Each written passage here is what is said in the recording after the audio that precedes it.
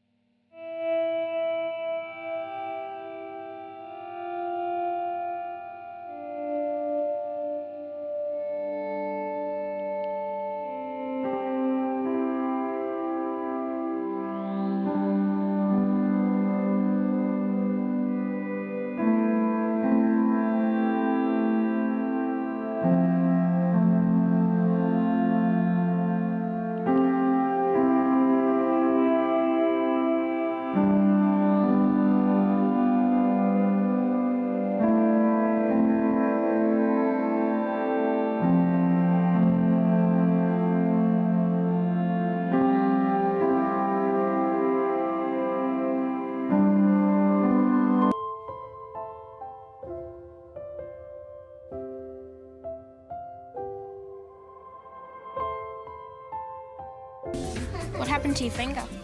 My finger? I bruised it very badly. I ate it, I bit it off. I was starving. I was starving, I bit my finger. I ate it, the tip of it. Just a little. Nail wasn't good. Promoting the biggest role of her career until this trial. Ms. Heard presented herself to the world as a public figure representing domestic abuse. The headline of the op-ed featured the term sexual violence, even though she had never before accused her ex-husband of such a heinous crime. Ms. Heard and her lawyers love to remind you of how the op-ed did not mention Mr. Depp by name. But Ms. Heard made sure that there would be no mistake about who she was referring to. She inserted 2 years ago, so the world would remember the photo of a battered woman, the mark on her face, standing outside the courthouse. And they would once again see Mr. Depp as the villain, this time in full swing of the Me Too movement. But what was happening behind closed doors was quite different from what Ms. Heard presented to the world. The exact opposite, in fact. There is an abuser in this courtroom, but it is not Mr. Depp. And there is a victim of domestic abuse in this courtroom, but it is not Ms. Heard. This is you at the courthouse on May 27th, 2016 when you got your domestic violence restraining order against Mr. Depp, right? It is. And next to you is a woman named Jody Gottlieb, right? Yes. Jody Gottlieb is your publicist? And dear friend. This is the day after you obtained the domestic violence restraining order against Mr. Depp, right? I have no idea when this image was taken. I did not take it. There's no bruise on your face in this picture, is there? Again, I don't know when this was taken, and also I'm outside. I was obviously wearing makeup. I have no idea when this was taken, so I have no idea if I can speak to refresh your what recollection. bruise. There's no bruise on your face in this picture either, right? I disagree.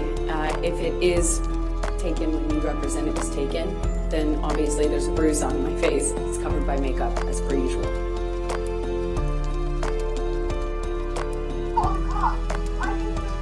IO called the cops. You told IO to call the cops.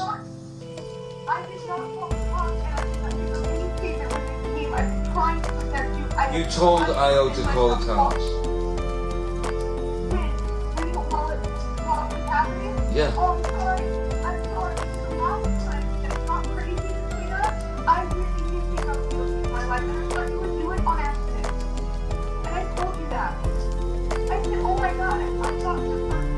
Amber, I lost a fucking finger, man. Come on.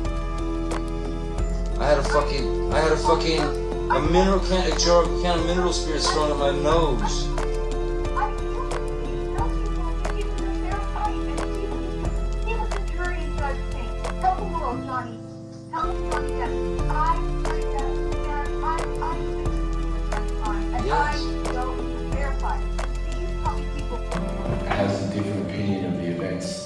unfolded as opposed to the movie that we just saw, the story that we told, and you know, it's a true story, but at the same time, who knows the real truth, you know, and every person that was involved in this story has their own version of the truth, their own point of view on the story. So, you know, what do we know?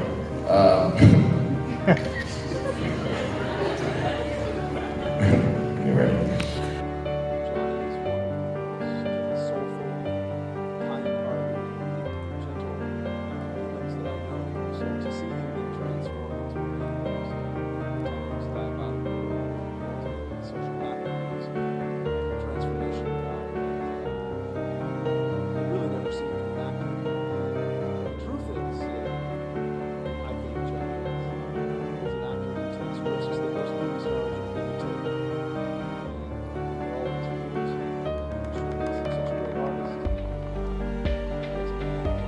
Because it's gotten out of control.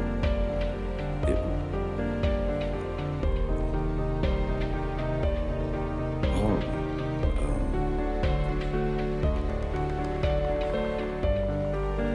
Ridiculous, humiliating, ludicrous, painful, savage,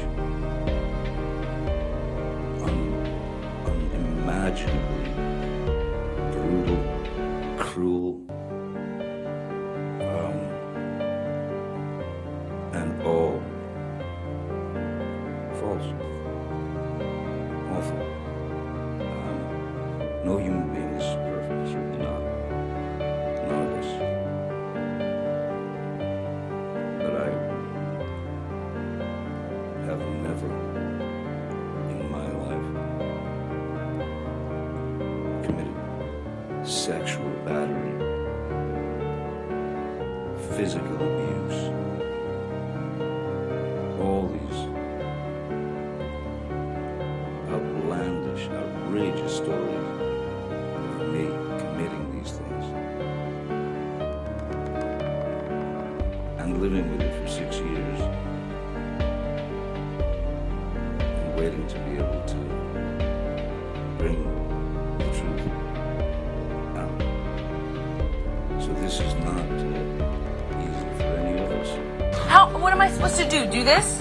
I'm not sitting here bitching about it, am I? You are. That's the difference between me and you. You're a fucking baby. Because you started. You're such a baby! Grow the fuck up, Johnny! Physical fight.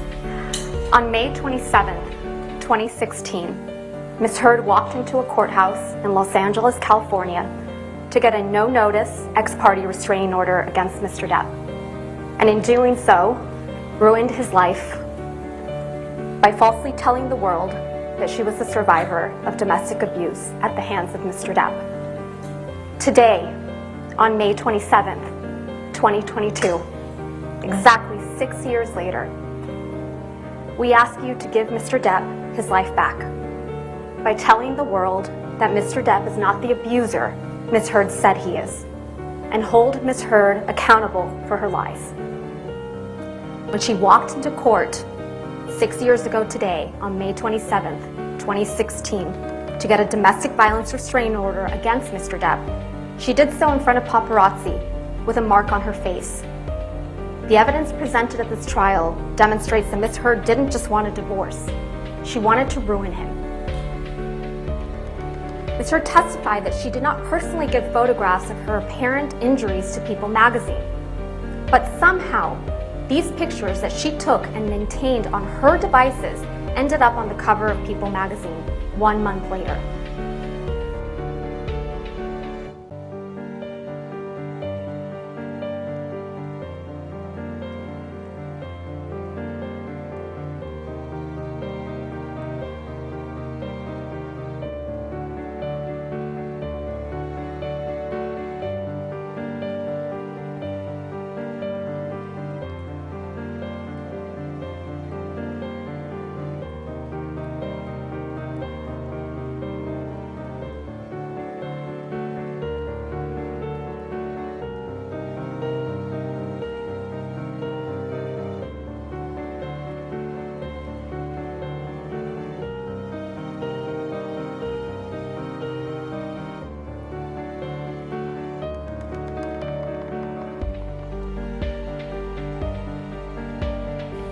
do you find that Mr. Depp has proven all the elements of defamation?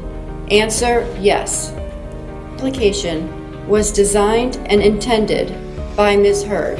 Answer, yes. Do you find that Mr. Depp has proven, by clear and convincing evidence, that Ms. Heard acted with actual malice?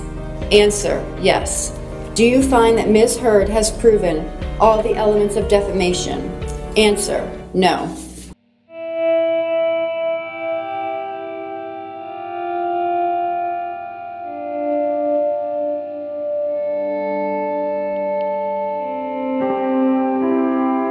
Love you, Johnny. We love you, Johnny. We love Johnny. I love you, bro. I love you, bro. I love. 6 years ago, my life, the life of my children, the lives of those closest to me, and also the lives of the people who for many, many years have supported and believed in me were forever changed, all in the blink of an eye. False, very serious and criminal allegations were levied at me by the media, which triggered an endless barrage of hateful content, although no charges were ever brought against me. It had already traveled around the world twice within a nanosecond, and it had a seismic impact on the life and my career. And 6 years later, the jury gave back my life. I am truly humbled. My decision to pursue this case, knowing very well the height of the legal hurdles that I would be facing and the inevitable worldwide spectacle into my life, was only made after considerable thought. From the very beginning, the goal of bringing this case was to reveal the truth regardless of the outcome. Speaking the truth was something that I owed to my children and to those who have remained steadfast in their support of me. I feel at peace, knowing that I have finally accomplished that. I am and have been overwhelmed by the outpouring of love and the colossal support and kindness from around the world. I hope that my quest to have the truth be told will help others, men or women, who have found themselves in my situation, and that those supporting them never give up. I also hope that the position will now return to the innocent until proven guilty, both within the courts and the media. I wish to acknowledge the noble work of the judge, the jurors, the court staff, and the sheriffs who have sacrificed their own time to get to this point, and to my diligent and unwavering legal team who did an extraordinary job in helping me share the truth. The best is yet to come, and a new chapter has finally begun. Veritas numquat perit, truth never perishes. That's from Johnny Depp.